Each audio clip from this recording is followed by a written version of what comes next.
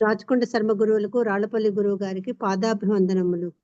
ఆత్మస్వరూపులకు అభివాదములు. గురువుగారి అనుమతితో ఈనాటి ప్రార్థన. ఓంకారం బిందు సంయుక్తం నిత్యం ధ్యాయంతి యోగినః కామదం మోక్షదం చైవ ఓంకారాయ నమో నమః.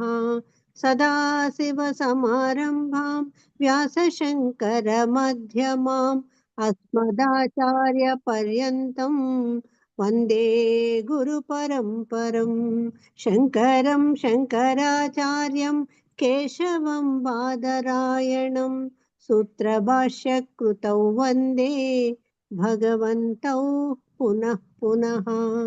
జ్ఞానమూలం గురోర్మూర్తిః పూజామూలం గురోత్పదం మంత్రమూలం గురోర్వాక్యం మోక్షమూలం గురో కృపా. హరి ఓం. గురువు గారిని అధ్యాపన కొనసాగించవలసిందిగా కోరుతున్నాను. ఓం నమ శాంతాయ దివ్యాయ సత్య ధర్మస్వరూపిణే స్వానందామృత తృప్తాయ సుందరాయ నమో నమ. మనం ఉషస్థుడు వేసినటువంటి ప్రశ్నలు చదువుకున్నాం. ఉషస్థుని ప్రశ్నలు అయిపోయిన తర్వాతను యాజ్ఞవల్క్యుల వారు సమాధానం చెప్పాలి. ఉషస్థుడి ప్రశ్నలోనే కొంత సమాధానం ఉండేటట్టుగా ప్రశ్న వేశాడు. అయితే ఆ సమాధానాన్ని మళ్ళీ చెప్తే దాని మీద అతను సందేహాలను వ్యక్తం చేస్తాడు. వాటికి మళ్ళీ సమాధానం చెప్పాలి. యథార్థానికి ఉషస్థ బ్రాహ్మణం చిన్నదే, మంత్రాలు తక్కువే, భాష్యము తక్కువే. కానీ సురేశ్వరాచార్యుల వారి వివరణం, దాని యొక్క పరిశీలనతో విద్యారణ్యుల వారి యొక్క వివరణం చాలా ఎక్కువగా ఉంటాయి. చూద్దాం. అమూఢో యాజ్ఞవల్క్యోత్ర ప్రత్యగ్దృష్ట్యా పరామృశన్ ప్రత్యాహ ఏషత ఆత్మా ఇతి తం సర్వాంతరమద్వయం. మంత్రంలో ఏమిటి, మూల మంత్రంలో ఏమిటున్నదో అదే విషయాన్ని చెప్తున్నారు. అయితే యాజ్ఞవల్క్యుడు కదా మాట్లాడుతున్నాడు.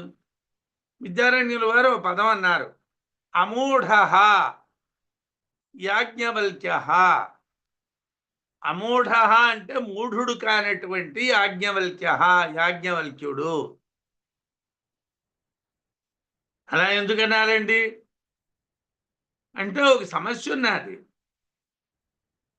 యతో వాచా నివర్తంతే అప్రాప్య మనసా సహా అని ఆత్మని గురించి మాటలతో చెప్పడానికి వీలు కాదు. ఉషస్థుడు ఏది సర్వాంతరమైనటువంటిదో, ఏది సాక్షాత్ అయినటువంటిదో, ఏది అపరోక్షమైనటువంటిదో అది చెప్పి అని అడుగుతున్నాడు. చెప్పడానికి మాటలతో చెప్పడానికి వీలు కాని విషయం కదండి.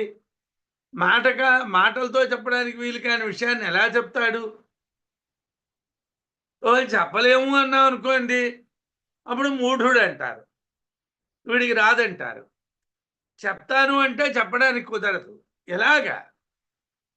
ఇది చాలా క్లిష్టమైనటువంటి సమస్య. అసలు వేదాంతంలోనే పెద్ద సమస్య ఏంటంటే వేదాంతం అనుభూతే కానీ వేదాంతం బోధ కాదు. గురుకటాక్షం వల్ల శిష్యుడు వేదాంత అనుభూతిని పొందాలి. గురువు ఏదైతే దేహేంద్రియ ప్రాణ సంఘాత విషయమైనటువంటి అవిద్య ఉన్నాదో దాన్ని చెప్పి ఖండిస్తాడు. కానీ బ్రహ్మాన్ని ఇలా ఉంటుంది అని చూపించడానికి వీలు కాదు. కానీ ఉషస్థుడు అడుగుతున్నాడు, బ్రహ్మ ఎలా ఉంటుందో చెప్పు అని. సాక్షాత్తుగా అపరోక్షంగా సర్వాంతరంగా ఉండేటువంటి ఆత్మ ఏదున్నాదో అది నాకు చెప్పు అంటున్నాడు. చెప్పడానికి ఎలా వీలుతుంది? వ్యాచక్ష్మ అంటే చెప్పమని కదా, చెప్పడం ఎలా వీలవుతుందండి? అంటే ఇది వేదాంతంలో ఉండేటువంటి సంప్రదాయ సమస్య. ఇవాళ వేదాంతోపన్యాసాలు అంటాం, అనుగ్రహ భాషణాలు అంటాం, ఏదో అవతల బోర్డులు పెడుతూ ఉంటాం, యువతల ఉంటారు, ఎంత బాగా చెప్పారండి అంటారు. ఏమిటి చెప్పారు ఆయన? ఏమిటి మనకి ఎక్కుతుంది బుర్రకి? ఎందుకోసం? అక్కడ మెయిన్ పాయింట్ ఏమిటంటే అది అనుభూతి. ఇప్పుడు మనం పొయ్యి మీద పెనం పెట్టాం, పెనం వేడెక్కిందా లేదా అంటే ఒకవేళ చేతితో ముట్టుకున్నాం అనుకోండి కాలుతుంది. అది అనుభూతి. ఏం చేస్తా, నీళ్ళు చుక్కలు జరిగితే చూయమంటే ఆహా వేడెక్కింది అన్నాం, అది అనుమానం. అంటే వేడెక్కిందా అనడానికి, పెనం వేడెక్కిందా అనడానికి దాని మీద నీళ్లు చుక్కలు చల్లాం, ఆ నీళ్లు చుక్కలు చల్లగానే చూయమన్నది, ఏమంటే పెనం వేడెక్కిందండి అన్నాం. అబ్బాయి కాదయ్యా, వేడెక్కిందో లేదో నాకు కరెక్ట్గా చెప్పారంటే ఆ పెనాన్ని పట్టుకోవాలి. పట్టుకుంటే ఏమవుతుంది? కాలుతుంది కదా. మరి ఎలాగా? అందుకోసం ఇక్కడ విద్యారణ్యుల వారు అమూఢ యాజ్ఞవల్క్య అన్న పదం వాడారు. అమూఢ అంటే ఈ సమస్య అంతా తెలుసు, ఉన్నదని చెప్పడానికి వీలు కాదు, లేదనడానికి వీలు కాదు, చూపించడానికి వీలు కాదు, చూపించలేనడానికి వీలు కాదు. కాబట్టి ఆయన చాలా తెలివిగా సమాధానం చెప్పాలి. అమూఢ, మూఢుడు కానటువంటి యాజ్ఞవల్క్య, యాజ్ఞవల్క్యుడు అత్ర ఈ విషయమునందు ప్రత్యగ్దృష్ట్యా, అది లోపలన్న విషయం, లోపలన్నది బయట ఎలా తెలుస్తుందండి? ఏమండి, నేనేమో గోడ చూస్తున్నాను, తలుపులు చూస్తున్నాను, కిటికీలు చూస్తున్నాను, నా లోపల ఉన్నటువంటి ఆత్మ ఎలా ఉన్నదో నాకు తెలియలేదండి, అది ఎలా తెలుస్తుందండి? నువ్వు లోపలికి చూడాలి. ప్రత్యగ్దృష్ట్యా అంటే ప్రత్యక్కు అనేటటువంటి దృష్టితో, లోపల చూడడం అనేటువంటి దృష్టితో, ప్రత్యేగాత్మగా పరామృశన్ విచారణ చేస్తూ, దర్శిస్తూ, సర్వాంతరం అన్నిటికీ లోపల ఉన్నటువంటి అద్వయం ఒక్కటే అయినటువంటి ఏషః ఇది తే నీ యొక్క ఆత్మ, ఆత్మ అని తమ్ ఆ ఉషస్తుని గూర్చి ప్రాహ పలికెను. ఏమండి, ఏమయ్యా? ఎక్కడ సర్వాంతరం అన్నింటికీ లోపల ఉన్నది, అద్వయం అది రెండు కాదు ఒక్కటే. ఏమయ్యా? ఎక్కడున్నదండి? ఏషః అంటే ఇది, అంటే కనిపిస్తూ ఉన్నటువంటిది. ఎక్కడ కనిపిస్తున్నదండి? మాకు కనిపించలేదు సార్. ఇది అంటే కనిపించాలి, అది అంటే కనిపించదు. ఎక్కడో ఉన్నటువంటి దాన్ని అది అంటాం, ఎక్కడే ఉన్నటువంటి దాన్ని ఇది అంటాం. ఏషః ఇది, తే ఆత్మ నీ యొక్క ఆత్మ, ఇది నీ యొక్క ఆత్మయ్య అంటే యాజ్ఞవల్క్యుడు అజ్ఞాని కాడు, బ్రహ్మజ్ఞాని.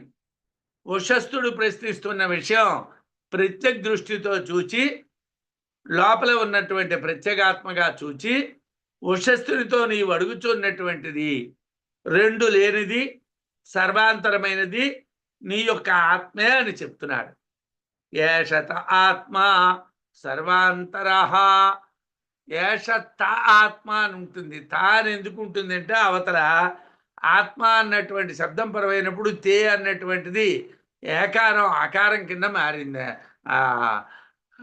లోపించింది అంతే, అంతకన్నా మరి ఇంకేం లేదు.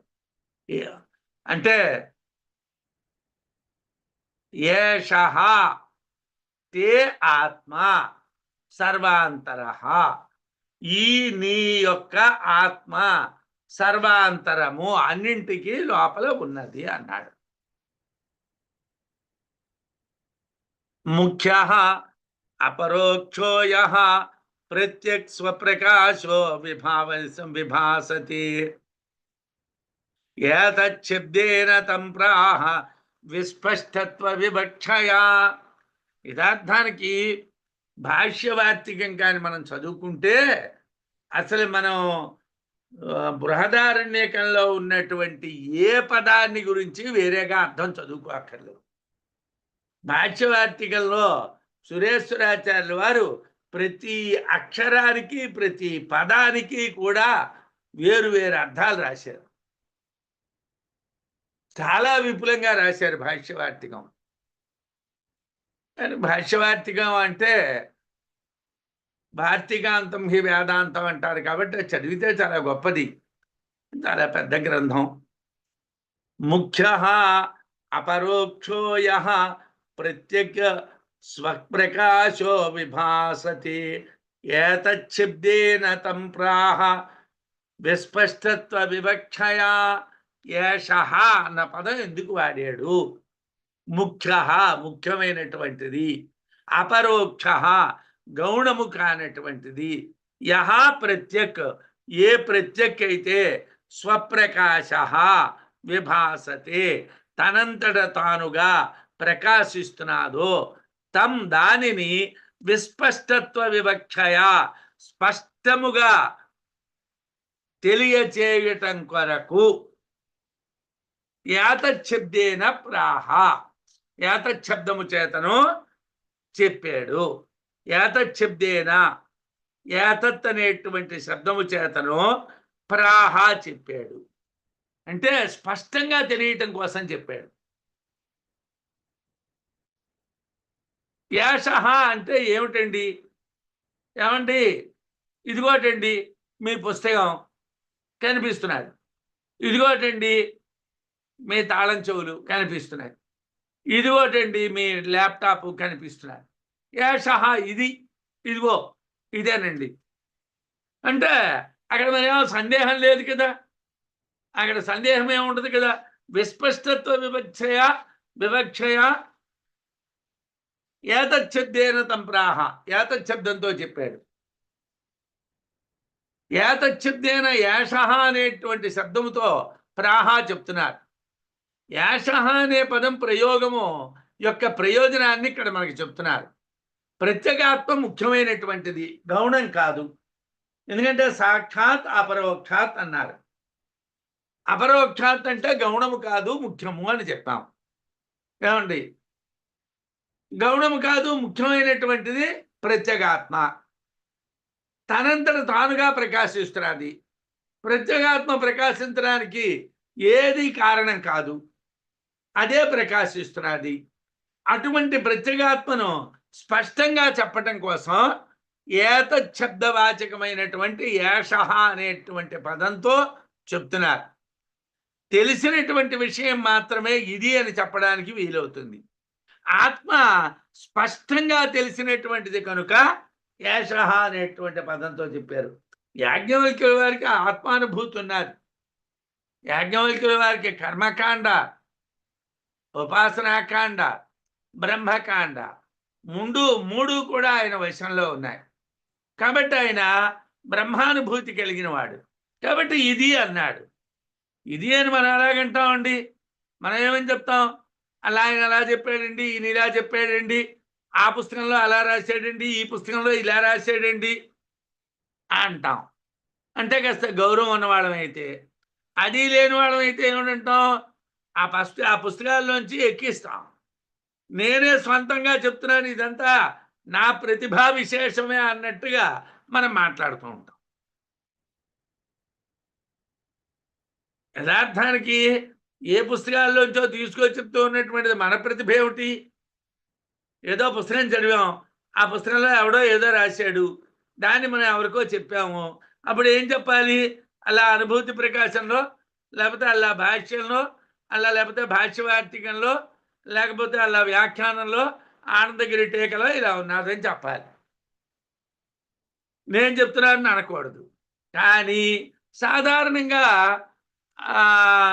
ఇప్పుడు కాలంలో మనకి పాండిత్యం మీద తల అంటే ప్రేమ ఎక్కువ. అందు గురించి ఏం చేస్తాం? అహో ఇతను ఎంత గొప్ప లోతుగా పరిశోధించాడు అనుకుంది కోసం ఎవడో రాసినటువంటి ముక్కలు మనం రాసామని చెప్తాం. అలా చెప్పకూడదు. అందుకోసం ఆత్మానుభూతి కలవాడే ఆత్మను గురించే చెప్పగలడు. యాజ్ఞవల్క్యుల వారికి ఆత్మానుభూతి ఉన్నది కాబట్టి ఆయన చెప్తున్నారు ఏషః అన్నటువంటి పదం. అంతర్ముఖస్య విస్పష్టః నాయం సందేహ గోచరః ఇత్యభిప్రేత్య తత్ప్రశ్నే బహుమానం తు నాకరోత్. ఇదే ఇక్కడ సమస్య ఉన్నది. ఏమిటండి సమస్య? ఉషస్థుడి ప్రశ్న అంటే యాజ్ఞవల్క్యుడికి గౌరవం లేదు. ఏమిటండి గౌరవం లేకపోవడానికి కారణం అంటే, అంతర్ముఖుడైనటువంటి వాడికి ఆత్మ తెలుస్తుంది, బహిర్ముఖుడైనటువంటి వాడికి తెలియదు, సందేహాలు ఉన్నవాడికి తెలియదు. అలాంటప్పుడు ఈ ఉషస్థుడి బ్రహ్మజ్ఞానిని నేను బ్రహ్మాన్ని గురించి ప్రశ్న వేస్తున్నాను అని అడిగి అంతర్ముఖత్వం అంటే తెలియకపోతే ఎలాగండి? ఉపనిషత్తుల్లో స్పష్టంగా బాహ్యములైనటువంటి ఇంద్రియాలు శిక్షించబడ్డాయని చెప్పారు కదా. కాబట్టి అంతర్ముఖత్వం అవసరం అని తెలుసును కదా. అంతర్ముఖస్య అంతర్ముఖుడైనటువంటి వాడికి అయం ఈ ఆత్మ విస్పష్ట స్పష్టముగా అనుభూతం అవుతుంది. అంతర్ముఖులందరికీ ఆత్మ తెలుస్తుంది, దాని గురించి ప్రయత్నం చేయక్కర్లేదు. అయం ఈ ఆత్మ నా సందేహగోచర, సంశయాత్మ ఉన్నటువంటి వాడికి తెలియదు. కృష్ణ పరమాత్మ కూడా సంశయాత్మ వినశ్యతి అంటాడు. ఉందా లేదా, ఎక్కడున్నది, ఎలా ఉన్నది అన్నవాడు పనికిరాని వాడు అనమాట. ఈ ఆత్మ నా సందేహ గోచర, సంశయాత్మకు గోచరించదు. ఇత్యభిప్రేత్య అని అభిప్రాయపడి తత్ప్రశ్నే ఉషస్థుని ప్రశ్న యందు బహుమానం నాకరోత్, గౌరవాన్ని చూపించలేదు. వీడు ప్రశ్న అడగడం మనం సమాధానం చెప్పడం ఏమిటి? బ్రహ్మజ్ఞాని అంటాడు అంతర్ముఖం అంటే ఏమిటో, బహిర్ముఖం అంటే ఏమిటో తెలియనటువంటి వాడు బ్రహ్మజ్ఞాని ఏమిటండి? బ్రహ్మజ్ఞాని అంటే బాహ్యములైనటువంటి ఇంద్రియాలు అంతర్ముఖంగా పనిచేయడమే బ్రహ్మజ్ఞానం. అది తెలియనటువంటి వాడు బ్రహ్మజ్ఞాని ఏమిటి అనుంచి ఉషస్థుడి మీద యాజ్ఞవల్క్యుడికి గౌరవం లేదు. ఆత్మ అంతర్ముఖునికి గోచరిస్తుంది, సంశయాత్మునికి తెలియబడదు. ఈ విధమైనటువంటి అభిప్రాయం కలిగినటువంటి యాజ్ఞవల్క్యుడు ఉషస్థుని ప్రశ్న యందు గౌరవ భావాన్ని చూపించలేదు. యాజ్ఞవల్క్యుని దృష్టిలో ఉషస్థుడు సంశయాత్ముడు, అంతర్ముఖుడు కాడు. అందువలన అతని ప్రశ్నని గొప్పగా స్వీకరించలేదు. అదేదో చాలా గొప్ప ప్రశ్న అడిగాడు అని అనుకోలేదు.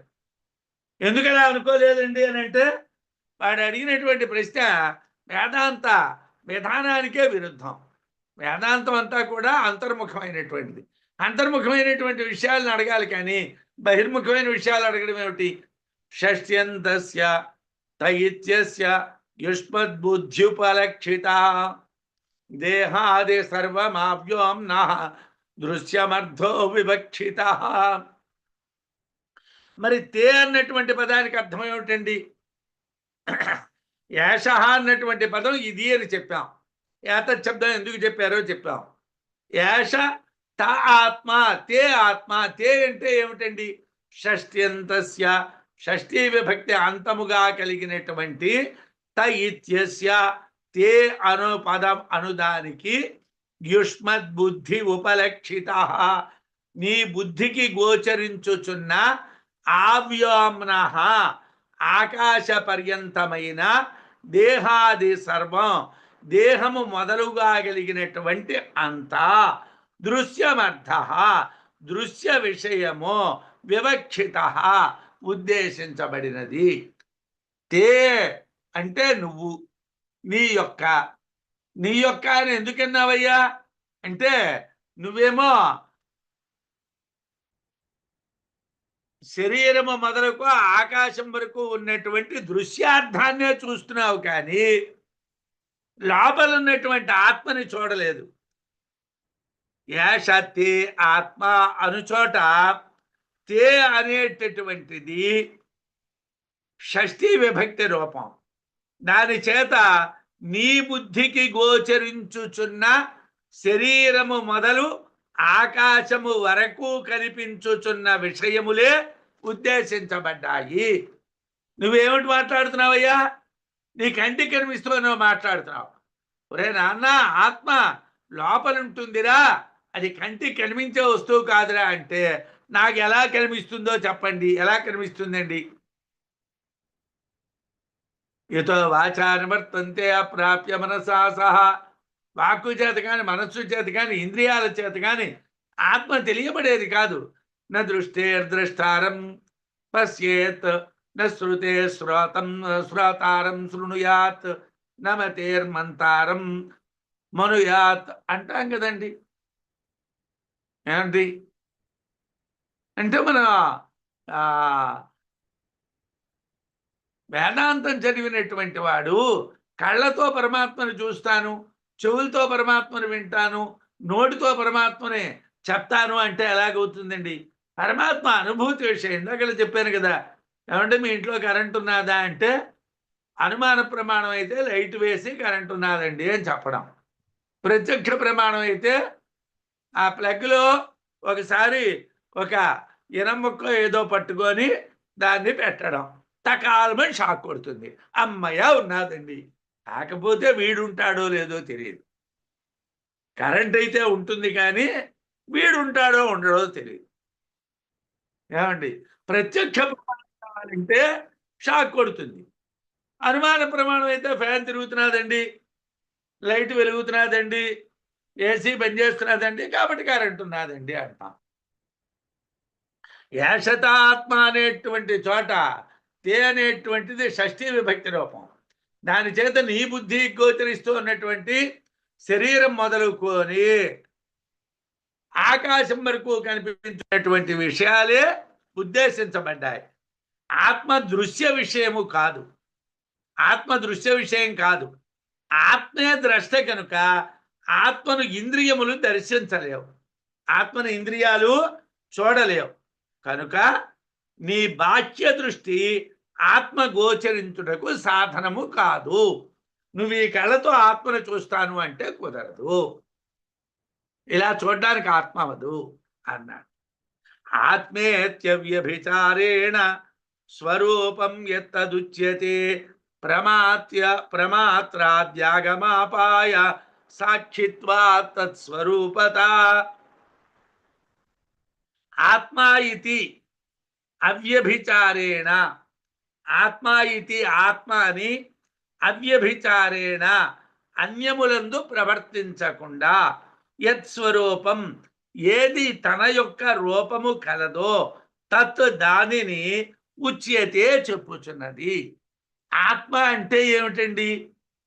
ఆత్మ అనేటువంటి పదానికి మరో పదంతో మీరు అర్థం చెప్పడం కుదరదు. ఎందుకంటే ఆత్మ అవ్యభిచారార్థము కలిగినటువంటిది. అంటే ఆత్మ అంటే ఇలా ఉంటుందండి, ఆత్మ అంటే ఇది అర్థం అండి అన్నారంటే అది ఆత్మ కాదు. ఆత్మ అర్థ విషయం కాదు, ఆత్మ ఇంద్రియ విషయం కాదు. కాబట్టి ఆత్మ అనేటువంటి శబ్దానికి నువ్వు అర్థం చెప్తానికి ప్రయత్నం చెయ్యకు. ఎందుకంటే అది అవ్యభిచార ధర్మం కలది. ఆత్మ అంటే ఆత్మే. ఆత్మ అన్నటువంటి దానికి మరో పదం లేదు, మరో పదం చెప్పడానికి కుదరదు. ఆత్మ అంటే ఆత్మ మాత్రమే. తన స్వరూపాన్నే చెప్తుంది, ఆత్మ యొక్క స్వరూపాన్నే చెప్తుంది. ప్రమాత్రాది, ప్రమాత, ప్రమాణము, ప్రమేయము మొదలైనటువంటి ఆగమాపాయ సాక్షిత్వాత్ వచ్చుట పోవుట ధర్మములకు సాక్షి ఎగుట వలన తత్స్వరూపత సాక్షిత్వము తెలియబడుచున్నది. ఆత్మ సాక్షి అన్నాం. ఎందుకు సాక్షి అండి? ఈ జగత్తంతా రావటం, ఈ జగత్తంతా పోవటానికి సాక్షి ఎవళ్ళు? ఆత్మ. ఈ జగత్తు వస్తున్నది అన్నటువంటి దానికి సాక్షి ఆత్మే, ఈ జగత్తు పోతున్నది అన్నటువంటి దానికి సాక్షి ఆత్మే. అంటే ప్రమాత్రాది, ప్రమాత మొదలైనటువంటి ప్రమాత, ప్రమేయము, ప్రమాణము మొదలైనటువంటి ఆగమ అపాయ సాక్షిత్వాత్. ఆగమం అంటే రావటం, అపాయం అంటే నశించటం. అంటే రావడం, నశించడం, రావడం, పోవడం, ఈ రెండింటికి సాక్షి ఎవరు? ఆత్మే. అదే సాక్షి. దానికి సాక్షిత్వం తెలియబడుతున్నారు. ఆత్మ అద్వితీయ సాక్షి, దానికి రెండో వస్తువు ఏదీ లేదు. ఆత్మ అను పదము ఇతరార్థములందు ప్రవర్తించకుండా తన యొక్క స్వస్వరూపాన్నే చెప్తుంది. ఆత్మ అంటే నీ లోపల ఉన్నటువంటిది, సర్వాంతరమైనటువంటిది. దానికి మరో అర్థం లేదు. దాన్ని మరో అర్థంలో వాడకూడదు. అవ్యభిచారాత్ అన్నారు. సురేశ్వరాచార్యుల వారు కానీ, విద్యారణ్యుల వారు కానీ భగవత్పాదుల వారి యొక్క భాష్యాన్ని మధించి మనకు అర్థాలను ఇస్తున్నారు. అవ్యభిచారాత్ అన్న పదం ఎందుకన్నారు? ఆత్మ అన్నటువంటి దానికి మరో పదంతో నువ్వు అర్థం చెప్పడం కుదరదు. ఆత్మ స్వస్వరూపాన్నే చెప్తుంది. ప్రమాత, ప్రమేయము, ప్రమాణము మొదలైనటువంటి వచ్చిపోయేటువంటి విషయాలకు ఆత్మ సాక్షి. కాబట్టి దాన్ని సాక్షి స్వరూపుడు, ఆత్మని సాక్షి స్వరూపుడు అంటారు. యద్యస్మిన్ వ్యభిచార్యాత్ వ్యభిచార్యేత తత్స్వరూపం న కుత్రచిత్ కుండలిత్వం యథా పుంసః సాక్షిత్వభిచ అవ్యభిచారవాన్. సాక్షితు అవ్యభిచారవాన్. ఒకవేళ ఆత్మ అనేటువంటిది వ్యభిచార ధర్మం కలది అన్నాం అనుకోండి, అప్పుడు ప్రమాదం వచ్చి పడుతుంది. ఆత్మ యొక్క స్వరూపం తెలియబడదు. యద్యస్మిన్ వ్యభిచార్యేత, ఏది దేని యందు దానిని దాటి ప్రవర్తించునో, తత్ అది కుత్రచిత్ ఎప్పుడూ కూడా స్వరూపం నా, దాని స్వరూపం కాదు. వ్యభిచార ధర్మం కలిగినటువంటిది స్వరూపాన్ని చెప్పలేదు. ఏమండి? వ్యభిచార ధర్మం కలిగినటువంటిది స్వరూపాన్ని చెప్పలేదు. బంగారము స్వరూపము, హారము వ్యభిచార ధర్మం కలది. హారమైనా అవచ్చు, గాజులైనా అవచ్చు, కొండలాలైనా అవచ్చు, బడ్డాడమైనా అవచ్చు. వ్యభిచార ధర్మం, ఆ పదాలకి వ్యభిచార ధర్మం ఉన్నారు. బంగారం అనే దానికి వ్యభిచారం లేదు. బంగారం అంటే బంగారమే, ఆత్మ అంటే ఆత్మే. ఆత్మ మరొకటి కాదు. ఆత్మ అవ్యభిచారం, దానికి వ్యభిచార ధర్మం ఉండదు. ఒకవేళ వ్యభిచార ధర్మం ఉన్నదనుకోండి, స్వరూపాన్ని చెప్పలేదు. వ్యభిచార ధర్మం ఉన్నటువంటి వస్తువు స్వరూపాన్ని చెప్పలేదు. యద్యస్మిన్ వ్యభిచర్యాచార్యేత, ఏది దేని యందు దానిని దాటి ప్రవర్తిస్తుందో. వ్యభిచారం అంటే చెప్పవలసినటువంటి దాన్ని కాకుండా ఇతర విషయాల్ని కూడా చెప్పడం, మాట్లాడవలసినటువంటి విషయాన్ని కాకుండా ఇతర అర్థములను కూడా చెప్పడాన్ని వ్యభిచార ధర్మం అంటారు. దాటి చెప్పడం, తాను చెప్పవలసిన దాన్ని దాటి చెప్పడం. ఒకవేళ అలా దాటి ఏదైనా మాట్లాడితే స్వరూపం నా, అది దాని స్వరూపం కాదు. యథా, ఏ విధముగా, పుంసః పురుషులకు కుండలిత్వం. ఏమండి? పురుషుడు ఉన్నాడు. పురుష అన్నటువంటి శబ్దానికి పురుషుడు అని అర్థం. కుండలి అన్నాం అనుకోండి అంటే చెవులకి పోగులు ఉన్నవాడు. ఏమండి? చెవులకి పోగులు అందరికీ ఉన్నాయా? లేవు, కొంతమందికే ఉన్నాయి. కుండలి అనేసరికి వ్యభిచార ధర్మం. పురుష అన్నటువంటిది స్వస్వరూప ధర్మం. పురుషుని యందు కుండలిత్వం ఎలాగైతే వ్యభిచార ధర్మమో, అంటే పురుషత్వాన్ని దాటి చెప్తున్నాదో, చెవులకి ఆభరణాలు ఉన్నవాడు అన్న అర్థాన్ని చెప్తున్నాదో, అలాగే ఏది స్వస్వరూపాన్ని చెప్తుందో అది దాన్ని దాటి చెప్పదు.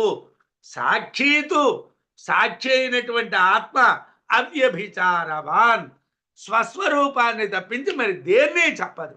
ఒక్క స్వస్వరూపాన్నే చెప్తుంది.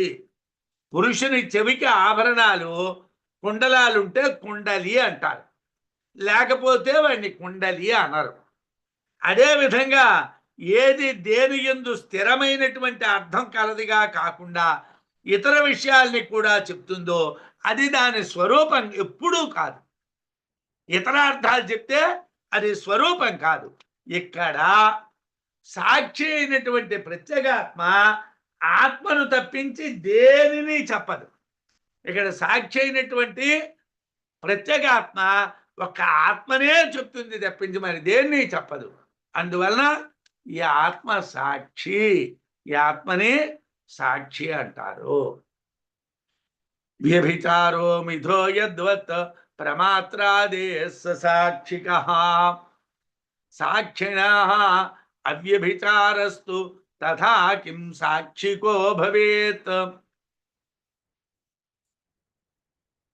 ప్రమాత్రాదేహే, ప్రమాత, ప్రమేయము, ప్రమాణము మొదలైనటువంటి విషయముల యొక్క మిథః పరస్పరము, వ్యభిచార ఒకదాని యందు మరొకటి ప్రవర్తించుట, యద్వత్ ఏ విధముగా, ససాక్షిక ఆత్మ సాక్షి అవుతున్నాదో. ఆత్మకి ప్రమాతని తెలుసు, ప్రమాణాన్ని తెలుసు, ప్రమేయాన్ని తెలుసు.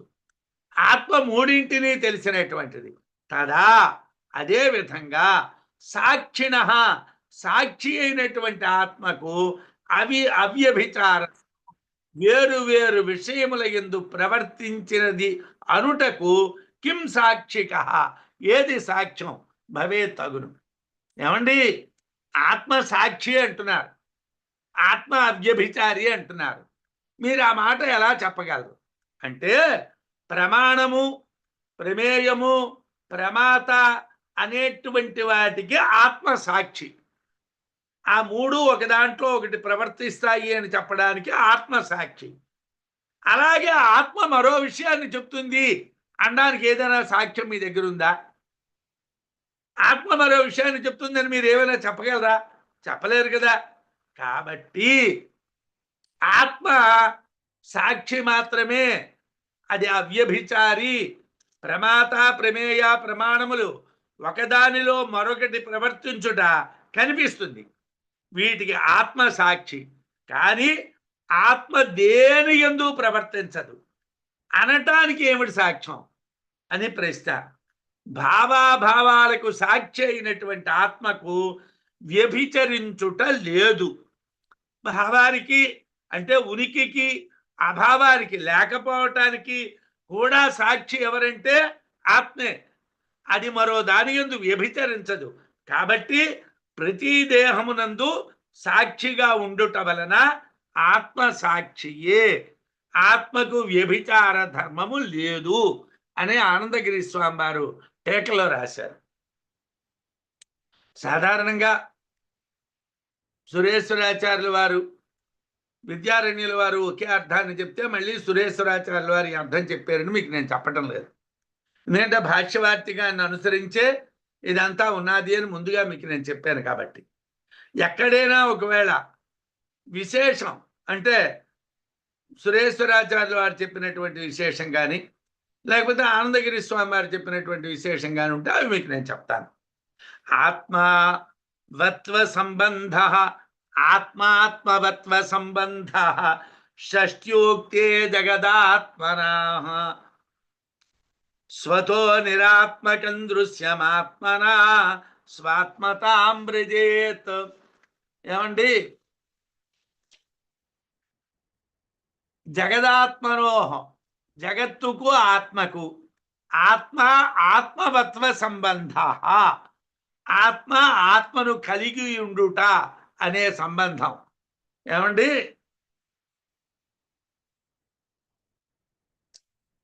ఆయన పురుషుడండి, ఆయన హారి అండి, హారాన్ని వేసుకున్నాడండి. హారాన్ని వేసుకున్నటువంటిది ఎవడు? పురుషుడు. పురుషుడే వాడు, హారాన్ని వేసుకున్నటువంటి వాడు. హారి అన్నటువంటి పదానికి ఏమిటి అర్థం చెప్తున్నాం? హారమును వేసుకున్న పురుషుడు అని అర్థం చెప్తున్నాం. ఇక్కడ ఏమిటంటున్నారు? జగత్తు ఆత్మ రెండు ఉన్నాయి. జగత్తుకు ఆత్మకు ఏమిటి సంబంధం అండి? ఆత్మ అనేటువంటిది స్వయం ప్రకాశకము, తనంతట తాను ప్రకాశించేటువంటిది. ఆత్మవత్వము అనేటువంటిది ఆత్మ కలిగి ఉండడం. ఆత్మ కలిగి ఉన్నదేది? దేహం, ఈ శరీరం ఆత్మ కలిగి ఉన్నది. ఆత్మవత్వము అంటే శరీరము ఆత్మ కలది. ఆత్మ కలది ఏది? శరీరము. ఆత్మ ఆత్మవత్వ సంబంధ, ఆత్మ ఆత్మను కలిగి ఉండుట అనే సంబంధము షష్ట్యా షష్ఠీ విభక్తి చేత ఉక్త చెప్పబడినది. దృశ్యం కనిపించుచున్నది స్వతః తనంతట తానుగా నిరాత్మకం ఆత్మ లేనిది. ఆత్మనా ఆత్మచేతనో స్వాత్మతాం వ్రజేత్ ఆత్మ కలది ఆగుచున్నది. ఈ కనిపిస్తూ ఉన్నటువంటి జగత్తంతా కూడా ఆత్మ లేనిది. ఆత్మ దాంట్లో ఉంటేనే అది ఆత్మ కలది. అంత అన్ని చోట్ల ఆత్మ ఉన్నదా లేదా అంటే ఆత్మ ఉంటేనే ఆత్మ ఉన్నది అని చెప్తాం. జగత్తుకు ఆత్మకు షష్ఠీ విభక్తి సంబంధం చెప్పారు. షష్ఠీ విభక్తి సంబంధం జగత్తుకు ఆత్మకి చెప్పారు. ఎలా చెప్పారయ్యా అంటే ఆత్మ ఆత్మ కలది, ఆత్మ ఆత్మ కలది జగత్తు అనేది సంబంధం కనిపిస్తున్నది. ఆత్మ లేనటువంటిది యథార్థంగా జగత్తు. జగత్తుకి ఆత్మ లేదు. ఈ జగత్తు ఆత్మ సంబంధం వలన ఆత్మ కలది అవుతున్నది. ఆత్మ కలది ఎలా అవుతున్నదండి అని అంటే ఆత్మ సంబంధం వలన అవుతున్నది. అయితే ఆత్మ సర్వస్వరూపత్వాత్ సర్వాంతరగిరా ఉదితః సర్పధారాదికల్పేషు రజ్జోరాంతరతా యథా. ఏమండి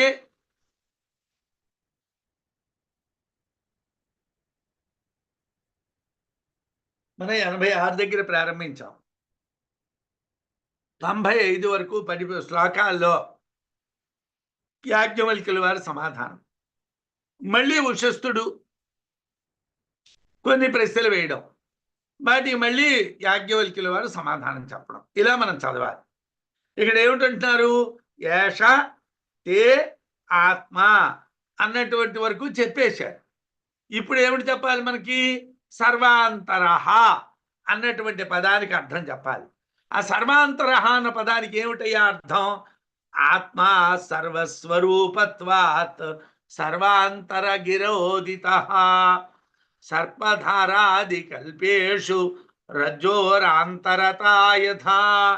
ఆత్మ ఆత్మ సర్వస్వరూపత్వాత్ అన్నింటి యొక్క స్వరూపము అగుట వలన సర్వాంతరగిరా అన్నింటి లోపల ఉన్నది అనేటటువంటి మాటతో ఉదిత చెప్పబడినది.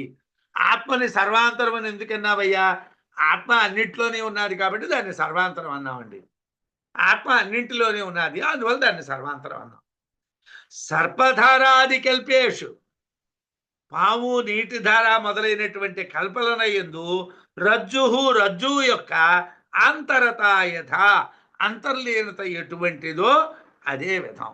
ఏమండి, రజ్జు ఉంటేనే కదా దాన్ని సర్పం అంటాం, రజ్జు ఉంటేనే కదా దాన్ని నీటి ధార అంటాం, పూలదండ అంటాం. ఆ పేర్లు చెప్పాలంటే ఏమిటి ఉండాలి? రజ్జు ఉండాలి. అలాగే ఆత్మ ఉంటేనే జగత్తు అనే కల్పన, ఆత్మ లేకపోతే జగత్తు అనే కల్పన లేదు.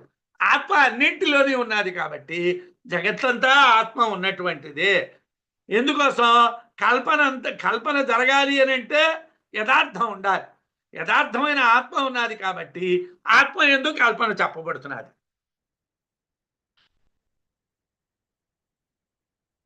ఆత్మ అన్నింటి యొక్క స్వరూపం, అన్నింటికి స్వరూపం అవటం వలన ఆత్మ అన్నింటికి లోపల ఉన్నది అని చెప్పడం జరిగింది.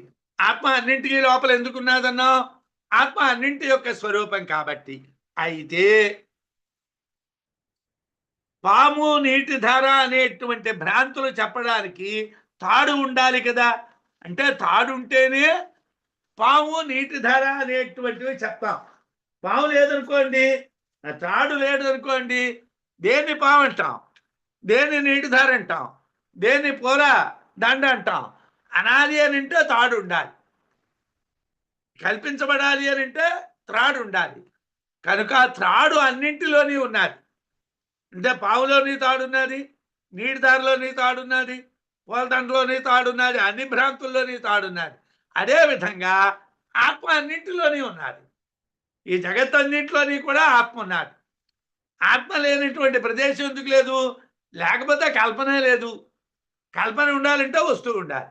కాబట్టి ఆత్మనో అనవశేషేణ తదన్యార్థాభిసంగతే ప్రత్యంమాత్రతయా ఏవ అన్యద్ బోధాదాత్మ నిలీయతే అని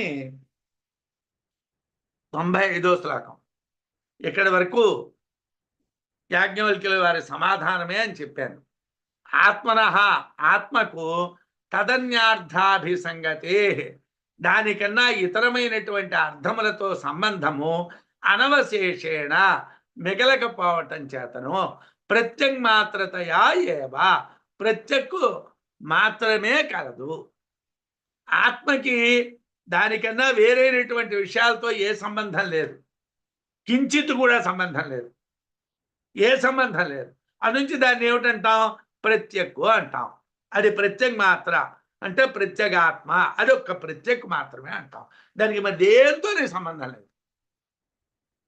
అన్యత్ దానికన్నా ఇతరమైనటువంటిది అంటే ప్రత్యేగాత్మ కన్నా ఇతరమైనటువంటిది బోధాత్ జ్ఞానము వలన ఆత్మని ఆత్మయందు లీయతే లీనమగుచున్నది. ఏమండి మరి జగత్తంతా కూడా ఏమిటండి? జ్ఞానం ఉంటే ఈ జగత్తు ఆత్మలో లీనమవుతుంది, అజ్ఞానం ఉంటే ఈ జగత్తు జగత్తు అనుకుంటావు. ఏమండి మంచాన్ని మంచం అనుకుంటావా, కర్ర ముక్క అనుకుంటావా అంటే జ్ఞానాన్ని బట్టి ఉంటుంది. కర్రతో మంచం చేసాం, ఏమండి ఇది మృదు ఏమిటంటాం? దారు వికారము అంటాం, అంటే కర్ర యొక్క వికారము అంటాం. ఏమండి ఆభరణం చేసాం, దీన్ని స్వర్ణ వికారము అంటాం. కొండ చేసాం, దీన్ని మృదు వికారము అంటాం. జ్ఞానం లేదనుకోండి, ఏమండి ఇది కొండ అండి, ఇది హారం అండి, ఇది మంచం అండి అంటాం. జ్ఞానం ఉంటే దాంట్లో లీనం అవుతుంది, జ్ఞానం లేకపోతే లీనం కాదు. ఆత్మకు దానికన్నా ఇతర విషయముల యందు ప్రవర్తించడం లేదు. ఆత్మ ఇతర విషయాల్లో ప్రవర్తించదు, ప్రత్యక్కు మాత్రమే. అది ప్రత్యక్కు మాత్రమే. మిగిలిందంతా జ్ఞానం వలన ఆత్మలో లీనమవుతుంది. మిగిలిందంతా కూడా జ్ఞానం వలన ఆత్మలో లీనమవుతుంది. ఆత్మకు మరో అర్థంతో సంబంధం లేదు, ఆత్మకు మరో విషయంతో సంబంధం లేదు. ఆత్మ స్వరూపము లేనటువంటిది, అది ప్రత్యక్ మాత్రమే, అది ప్రత్యక్కు మాత్రమే. జగత్తు అనేది ప్రత్యేగాత్మ ఎందే జ్ఞానం వలన లీనమవుతుంది. ప్రత్యేగాత్మ వలన జగత్తంతా కూడా ఆత్మలో లీనమవుతుంది. జగత్తంతా కూడా జ్ఞానం వలన ప్రత్యేగాత్మలో లీనమవుతుంది. ఇత్థం స్వానుభవాద్యాజ్ఞవల్క్యః సర్వాంతరం జగో అన్య సంశయమాపాద్య జిగీషు పరిపృచ్ఛతి. 96వ శ్లోకంలోకి వచ్చాం. ఏమిటి చెప్పాడు? యాజ్ఞవల్క్యుల వారు స్వానుభవంతో చెప్పారు. ప్రారంభం ఎక్కడ ప్రారంభించారు? సమాధానం దగ్గర అమూఢ అని ప్రారంభించారు. సమాధానం పూర్తయిన చోట ఏమిటన్నారు? స్వానుభవాత్ ఇత్థం ఈ విధముగా, స్వానుభవాత్ తన యొక్క అనుభవము వలన, యాజ్ఞవల్క్యుడు సర్వాంతరం జగౌ సర్వాంతరము అన్నింటి లోపల ఉన్నటువంటి ఆత్మను జగౌ చెప్పాను. అన్యః ఇతరుడైనటువంటి ఉచ్ఛస్థుడు ఆ మాట యందు సంశయమాపాద్య సందేహమును ఆపాదించి విజిగీషు యాజ్ఞవల్క్యుని గెలుచు కోరికతో పరిపృచ్ఛతి అడుగుతున్నాడు. ఏమండి అనుభవం ఉన్నటువంటి వాళ్ళు యాజ్ఞవల్క్యులు వారు, అనుభవం లేనటువంటి వాడు ఉక్షస్థుడు. అనుభవం ఉన్నటువంటి యాజ్ఞవల్క్యుడు చాలా సులభంగా సమాధానం చెప్పేశాడు. ఏష అంటే చెప్పాడు, తే అంటే చెప్పాడు, ఆత్మ అంటే చెప్పాడు, సర్వాంతర అంటే చెప్పాడు. చెప్తే వీడు దానికి సంశయాన్ని దాన్ని జోడించాడు. జోడించి వీడు ప్రశ్న వేస్తున్నాడు. ఎందుకోసం? వాడిని జయించాలని కోరిక. యాజ్ఞవల్క్యుడు తన అనుభవం వలన అన్నింటి యందు లోపల ఉన్నటువంటి ఆత్మని చెప్పాడు. ఉషస్థుడు యాజ్ఞవల్క్యుడిని గెలవకోరి అంటే గెలుచుకోవాలన్నటువంటి కోరికతో, ఆ విషయంలో సందేహాన్ని వెలిబుచ్చుచూ అడుగుతున్నాడు. సందేహం మనకి మనం ప్రశ్నలు వేస్తున్నప్పుడు అలాగైతే ఎలాగండి, ఇలాగైతే ఎప్పుడైనా స్వాత్మానుభవమే వేదాంతానికి పరాకాష్ట. అనుభూతి కలిగింది అంటే మనం వేదాంతం అర్థమైంది. అనుభూతి కలగలేదు అని అంటే గాడిద గంధపు చెక్కలు వేయడమే. గాడిద నడుము మీద కుళ్ళు బట్టలు పెట్టినా గంధపు చెక్కలు పెట్టినా దానికి వాసన తెలియదు. మనం కూడా బ్రహ్మజ్ఞానానికి లోక జ్ఞానానికి తేడా తెలియలేదు అని అంటే దానికి మరేం చేయలేం. తవాత్మేత్యుత్తరం దత్తం మమాత్మేతి త్రిధిక్షతే దేహో లింగం చ సాక్షీతి తేషు సర్వాంతరశ్చ కః. ఏమయ్యా నువ్వేమిటన్నా అంటే సర్వాంతరము అన్నానండి. ఏమిటన్నా నీ ఆత్మ అన్నానండి. తవాత్మ నీ ఆత్మ అన్నావు కదయ్యా, నా ఆత్మ కదా. నా ఆత్మ నాకు 3 రకాలుగా కనిపిస్తున్నదండి. తవాత్మేతి నీ ఆత్మ అని ఉత్తరం దత్తం సమాధానం చెప్పావు. మమాత్మేతి నా ఆత్మ అని త్రిధా ఈక్షతే నేను 3 రకాలుగా చూస్తున్నాను. ఏమిటా 3 ఆత్మలండి? దేహ శరీరాన్ని ఆత్మ అనుకుంటున్నాను. లింగంచ లింగ శరీరం అంటే సూక్ష్మ శరీరాన్ని కూడా ఆత్మ అనుకుంటున్నాను. సాక్షి లోపల ఏదో నువ్వు సాక్షి అన్నావు కదా, అది ఆత్మ అనుకుంటున్నాను. తేషు ఆ 3 యందు సర్వాంతరస్య కః ఏది అన్నింటికన్నా లోపల ఉన్నదండి? దేహమా, లింగ శరీరమా, సాక్ష? అంటే కావాలనే అవతల వాటిని తికమక పెట్టాలని ప్రశ్నలు వెయ్యాలని వేస్తున్నాం, కానీ ప్రత్యక్షంగా దేహం కాదు లింగం కాదు అని తెలుస్తుంది. కానీ అడగడం అలా అడగాలి. ఓ యాజ్ఞవల్క్య, నీవు నా ఆత్మే సర్వాంతరం అని చెప్పావు కదా, నాకు ఆత్మ అనేటువంటిది 3 విధాలుగా కనిపిస్తున్నదయ్యా. స్థూల శరీరము, సూక్ష్మ శరీరము, సాక్షి. ఈ 3 సర్వాంతరమైనటువంటిది ఏది అని ఉషస్థుడు అడిగాడు. అంటే ఉషస్థుడు యాజ్ఞవల్క్యుణ్ణి బాగా లోతుగా అడుగుతున్నానని అడిగాడు. కానీ మనం దేహం అనేటువంటిది స్థూల దేహం కనిపించేది, ఆత్మ కనిపించనిది అని చెప్పాం. అలాంటప్పుడు స్థూల దేహం ఎలా ఆత్మ అవుతుందండి? సూక్ష్మదేహం అంటే ఇంద్రియాలే కదండి. ఆ ఇంద్రియాలు ఆత్మ కాదు కదండి. దేహేంద్రియ ప్రాణ మనస్ సంఘాతం ఆత్మ కాదు అంటున్నాం కదండి. మరి అలాంటప్పుడు ఆ ప్రశ్న ఎందుకండి అంటే, మనం వాదం చేస్తూ ఉన్నప్పుడు దేహం కాదు అని వాడు చెప్పాలి, లింగం కాదు అని చెప్పాలి, సాక్షి అని చెప్పాలి. దేహం ఎలా కాదంటాడో చూడాలి, సూక్ష్మం ఎలా కాదంటాడో చూడాలి, సాక్షి ఎలాగా అవునంటాడో చూడాలి. ప్రమాణాలు చెప్పాలి కదా. అంటే రెండింటికి ప్రమాణాలు చెప్పొచ్చును.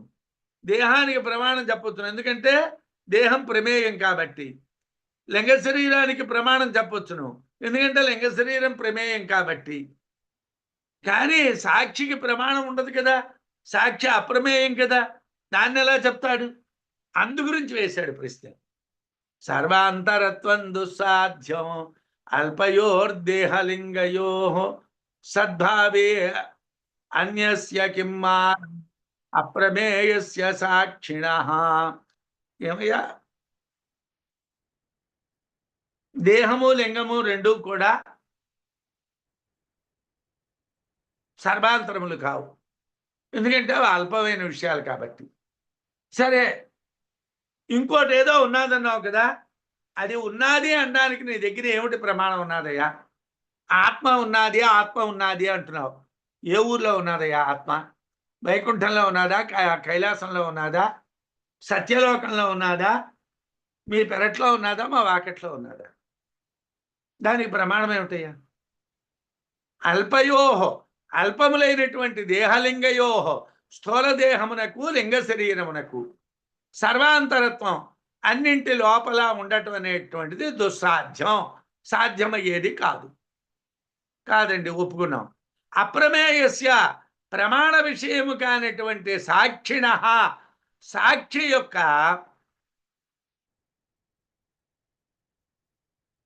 సద్భావే ఉనికి ఎందు కిమ్మానం ఏది ప్రమాణం? ఏమయ్యా, దేహము లింగము సర్వాంతరములు కావు, ఒప్పుకుంటాను నేను ఒప్పుకుంటా, నువ్వు ఒప్పుకుంటావు. దేహము లింగము సర్వాంతరములు కావు. మరి అయితే అన్యస్య ఇతరమైనటువంటి అప్రమేయస్య ప్రమాణ విషయం కానటువంటి సాక్షిణ, సాక్షి యొక్క సద్భావే ఉనికి యందు, అసలు సాక్షి ఉన్నది అనటంలో కిం మానం, ఏమిటి ప్రమాణం? అసలు సాక్షి ఉంది అని చెప్పడానికి నీ దగ్గర ఏమిటి ఆధారం? ఉందా ఏమైనా? అల్పములైనటువంటి స్థూల శరీరమునకు సూక్ష్మ శరీరమునకు సర్వాంతరత్వము చెప్పుట సాధ్యము కాదు. ప్రమాణ విషయముగాని సాక్షి యొక్క ఉనికి ఏది? దానికి ప్రమాణం ఏమిటి అంటే స్థూల శరీరం ఉన్నట్లు తెలుస్తున్నది, సూక్ష్మ శరీరం ప్రమాణాల వల్ల తెలుస్తున్నది. ఈ రెండు సర్వాంతరములు కావు. మరి సాక్షి ఉన్నట్లు ప్రమాణం ఏదీ లేదు. ఎందుకంటే ఆత్మ అప్రమేయం కదా. అప్రమేయమైనటువంటి ఆత్మకి ప్రమాణం ఉండదు కదా. ప్రమాణం లేనటువంటి దాన్ని ఎలా అంగీకరించమన్నావయ్యా? ఆత్మ ఉన్నది అని ఎలా అంగీకరించమన్నావు? సాక్షి ఉన్నది అని ఎలా అంగీకరించమన్నావు? ఏవం పృష్ఠస్వానుభవే భూతో బాధినో అనధికారితాం మత్వా అనుమానత సత్తాం ఆత్మన ప్రత్యపాదయన్. ఏమండి, నేను బాగా చదువుకున్నానండి. చదువుకున్నప్పటికీ కూడా నేను చదువుకున్నానో లేదో నిర్ణయించవలసిన వాడు ఎవడంటే మరో చదువుకునేవాడు. నేనేదో ఏది చదువుకోనటువంటి వాళ్ళని నలుగురిని కూర్చోబెట్టి వాళ్ళ దగ్గర నేను వేదాంతం చెప్పానండి, ఎలా ఉన్నదండి అని అడిగితే బ్రహ్మాండంగా ఉన్నదండి అంటారు. ఎందుకంటే వాళ్ళకి ఏం తెలియదు కాబట్టి. మరో చదువుకున్నటువంటి వాడైతే మనం చదువుకున్నటువంటిది కరెక్టా తప్ప అన్నటువంటిది వాడు చెప్తాడు. అది ఎలాగండి? ఏవం పృష్ఠ, ఈ విధముగా ప్రశ్నింపబడిన వాడై స్వానుభూతో ఆత్మానుభూతి యందు వాదిన, వాది అయినటువంటి ఉషస్తునికి అనధికారతాం మత్వా, అధికారము లేకపోవుట తెలుసుకొని, అంటే ఈ ఉషస్తుడికి స్వానుభూతి లేదు, వీడు వేస్ట్ క్యాండిడేటు, వీడికి స్వానుభూతి అనేటువంటిది లేదు. ఆత్మన, ఆత్మ యొక్క సత్తా ఉనికిని అనుమానత, అనుమాన ప్రమాణముతో ప్రత్యపాదయత, యాజ్ఞవల్క్యుడు ప్రతిపాదిస్తున్నాడు. అయితే ఏమంటే అప్రమేయమైనటువంటి ఆత్మకి ప్రమాణం ఎలా చెప్తారండి? ఉషస్థుడు అప్రమేయమైనటువంటి ఆత్మ యొక్క ఉనికిని ప్రశ్నించాడు. ఉషస్థునికి ఆత్మానుభూతికి తగినటువంటి అర్హత లేదు అని యాజ్ఞవల్క్యుడికి తెలిసింది. ఆత్మ యొక్క ఉనికిని అనుమాన ప్రమాణంతో యాజ్ఞవల్క్యుడు ప్రతిపాదిస్తున్నాడు. అనుమాన ప్రమాణంతో ఆత్మ అప్రమేయం కనుక ఆత్మ ఉన్నది అని చెప్పటానికి ప్రమాణం లేదు అని ఉషస్థుని వాదన. ప్రమాత ప్రమేయము ప్రమాణము కదా. ఆత్మ అప్రమేయం అయినప్పుడు ప్రమాణం ఎలా ఉంటుంది? ఉండదు అని ఉషస్థుడి వాదన. ఆత్మ అనుభూతి విషయం, ఆ అనుభూతి పొందే అర్హత లేదు అనేది యాజ్ఞవల్క్యుని భావన. ఆత్మ అనుభూతితో తెలియాలి, ఆ అనుభూతిని పొందేటువంటి శక్తి ఉషస్థుడికి లేదు. మరి ప్రమాణం లేని ఆత్మ నిరూపించడం ఎలాగా అంటే యాజ్ఞవల్క్యుడు అనుమాన ప్రమాణంతో ఆత్మ ఉనికిని ప్రతిపాదిస్తున్నాడు. అంటే శృతిలో కూడా అనుమాన ప్రమాణంతో ప్రతిపాదన ఉన్నది, దాన్నే యాజ్ఞవల్క్యుల వారు ప్రతిపాదిస్తున్నారు. స్వప్రభేమాన నైష్ఫల్యాత్ అప్రమేయత్వమిష్యతే వాదిభ్రాంతి నివృత్త్యర్థం మానోక్తో హీయతే త్రకిం. అయితే మీరు అప్రమేయమైనటువంటి దానికి ప్రమాణము అన్నటువంటి మాట మాట్లాడితే అప్పుడు ఆత్మ తక్కువదైపోతుంది కదండి. ఆత్మ అప్రమేయము అంటే కుదరదు కదండి. మీరే ఆత్మను కించపరుస్తారా అని ప్రశ్న వేస్తామేమో అని విద్యారణ్యులు వారు చెప్తున్నారు. స్వప్రభే, తనంతట తాను ప్రకాశించు వస్తువునందు మాననైష్ఫల్యాత్, ప్రమాణమనున్నటువంటిది నిష్ఫలం. సూర్యుడు ప్రకాశిస్తాడు, దానికి ప్రమాణం అక్కర్లేదు. చంద్రుడు చల్లగా ఉంటాడు, దానికి ప్రమాణం అక్కర్లేదు. స్వప్రభే తనంతట తాను ప్రకాశించేటువంటి వస్తువునకు మాన నైష్ఫల్యాత్ ప్రమాణం అనేటువంటిది నిష్ఫలమైనటువంటి విషయం. అప్రమేయత్వం, ఆత్మకు అప్రమేయత్వం ఇష్యతే చెప్తున్నారు. ఆత్మను అప్రమేయమైన ఎందుకుంటున్నారంటే అది తనంతట తాను ప్రకాశిస్తుంది కాబట్టి, దానికి ఏ ప్రమాణమో అక్కర్లేదు కాబట్టి. వాది భ్రాంతి నివృత్త్యర్థం. అయితే మరి ఇక్కడ ఎందుకండి ప్రమాణం చెప్తున్నారు? వాది యొక్క భ్రాంతి పోవాలి అని అంటే, వాది అయినటువంటి ఉషస్తుని యొక్క భ్రాంతి పోగొట్టుట కొరకు మానవతో ప్రమాణము చెప్పుట అన్నది అత్ర ఇచ్చట కిం హీయతే తక్కువ దానం అవుతుందా? కాదు. ఇప్పుడు ఇక్కడ తాడున్నది అన్నాము, ఆ తాడుని పాము అన్నాడు ఒక ఆయన. కాదురా తాడురా, సాయంకాలం చూశానురా మన వాకెట్లో తాడున్నదిరా, ఆ తాడునే నువ్వు పాము అనుకుంటున్నావురా అంటే వాడు ఒప్పుకోడు. కాబట్టి అప్పుడు ఏం చేస్తాము? వెలుతురిని చూపించేటువంటి టార్చ్ లైటో దీపమో ఏదో పట్టుకొని వచ్చి చూడురా అంటాం. ఉండరా తాడేనరా అంటాడు. అక్కడ వాడి భ్రాంతి నివృత్తి కోసమే మీరు టార్చ్ లైట్ తెచ్చారు, కానీ యథార్థంగా తాడుని చూపించడానికి టార్చ్ లైట్ అక్కర్లేదు. తాడు తాడే, తాడుని చెప్పడానికి టార్చ్ లైట్ అక్కర్లేదు. కానీ భ్రాంతుడైనటువంటి వాడి యొక్క భ్రాంతి పోవడానికి టార్చ్ లైట్ అవసరం. అలాగే స్వప్రభ కలిగినటువంటి ఆత్మకి ప్రమాణము అవసరం లేదు, కానీ వాది అయినటువంటి ఉషస్తునికి ఉన్నటువంటి భ్రాంతి పోవటం కోసం ప్రమాణంతో చెప్తున్నారు అన్నారు. తనంతట తాను ప్రకాశించేది ఆత్మ, దానికి ప్రమాణం చెప్పనవసరం లేదు. దాన్ని అప్రమేయ అంటారు.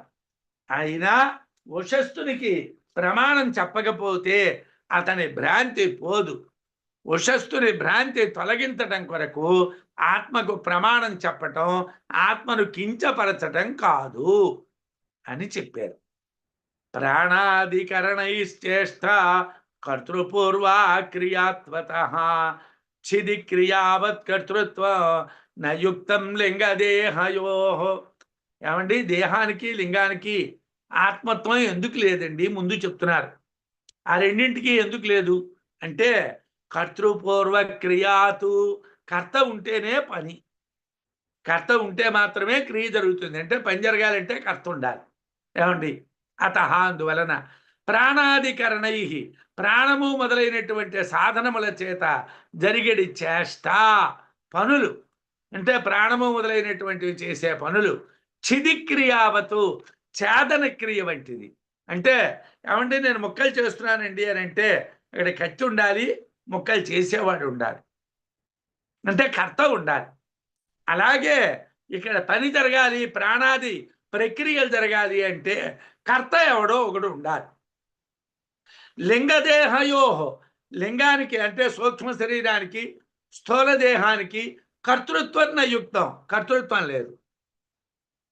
లింగదేహము కర్త కాదు, స్థూల దేహము కర్త కాదు. అందుగురించి ఆ రెండు కర్తలు కావు.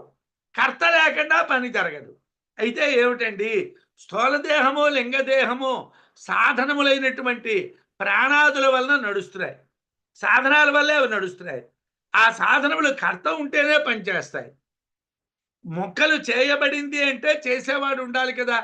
స్థూలదేహం ప్రాణ వ్యాపారం చేసింది అంటే కర్త ఉండాలి. సూక్ష్మ శరీరానికి కూడా కర్త ఉండాలి కదా. ఆ కర్త ఎవరు అనేది విచారణ చేయాలి. కరణ ప్రేరక కర్త, కరణైర్ ప్రేర్యతే వపు, లింగంతు కరణాత్మత్వాత్ నైవ కర్తృత్వం అర్హతి. కరణ ప్రేరణ కర్త, కరణ సాధనమునకు, ప్రేరక ప్రేరేపించువాడు, కర్త కర్త అవుతున్నాడు. అంటే సాధనాన్ని ప్రేరేపణ చేసేవాడు కర్త. కరణై సాధముల చేతను, సాధన వపు శరీరము ప్రేర్యతే ప్రేరేపింపబడుతున్నది. స్థూల శరీరం దేని చేత ప్రేరేపింపబడుతున్నది? కరణముల చేత, సాధనాల చేత. లింగంతు సూక్ష్మ శరీరం అయితే కరణాత్మత్వాత్, అది కూడా సాధనమే కాబట్టి సాధనాల్లో ఒకటి అవటం వల్ల కర్తృత్వం, కర్త అవటానికి నా అర్హత ఏవా తగినది కాదు కదా. అంటే సాధనాలంటే ఇంద్రియాలు, వాటిని నడిపించేది కర్త. స్థూల దేహాన్ని నడిపించేవి ఇంద్రియాలు, కాబట్టి స్థూల దేహం కర్త కాదు. ఆ స్థూల దేహాన్నే ఇంద్రియాలు నడిపిస్తున్నాయి. లింగ శరీరమైనటువంటి సూక్ష్మదేహం కూడా ఇంద్రియాలలో చెప్పబడినటువంటిదే, కాబట్టి అది కూడా కర్త కాదు. అందువల్ల స్థూల దేహము కర్త కాదు, సూక్ష్మదేహము కర్త కాదు. ఈ రెండింటికంటే వేరుగా ఇంద్రియాలని నడిపించేటువంటి కర్త ఉండాలి. అతడెవళ్ళు అనే ప్రశ్న అనుమానం ద్వారా ప్రతిపాదించారు. అంటే స్థూలదేహం కర్త కాదు, సూక్ష్మదేహం కర్త కాదు, మరి ఎవరండి కర్త అంటే సాధనాలైనటువంటి ఇంద్రియాలను నడిపించేటువంటి స్వతంత్ర కర్త ఉండాలి, వాడే ఆత్మ అన్నటువంటిది మళ్ళీ వారం చెప్పుకుందాం. స్వస్తి. నమస్కారం గురువు గారు. అయ్యా, అదే అనుమాన ప్రమాణాన్ని ఎందుకు తీసుకొచ్చారు? ఆత్మకు అనుమాన ప్రమాణం చెప్పొచ్చా? అలా చెప్పడం దోషమా? అలా దోషమేమీ కాదు. భ్రాంతి సర్పంలో ఉండేటటువంటి ఆ భ్రాంతిని పోగొట్టడానికి టార్చి తీసుకొచ్చినట్టు, అంతేగాని తాళం చూపడానికి కాదు. బ్రహ్మం ఎలాగనూ ఉన్నది, పైన ఉన్నటువంటి ఆ భ్రాంతి పోవడానికి ఈ ప్రమాణంతో ఆయన చెప్పబోతున్నారు అని బోధించారు. వచ్చే వారం మళ్ళీ విశేషాలతో కలుసుకుందాం. నమస్కారం, చాలా బాగా చెప్పారు అమ్మ. చూడండి. నమస్కారం గురుగారు. అది యాత్రికుడు ఉషస్థుడు వాళ్ళ మధ్య కాన్వర్సేషన్, అది మాకు ఈ విధంగా చెప్పడం మాకు చాలా ఇంట్రెస్టింగ్ గా కూడా ఉంది. అనేక ధన్యవాదాలు. అనుమతి శాంతి మంత్రం చదువుతారు. పూర్ణమద పూర్ణమిదం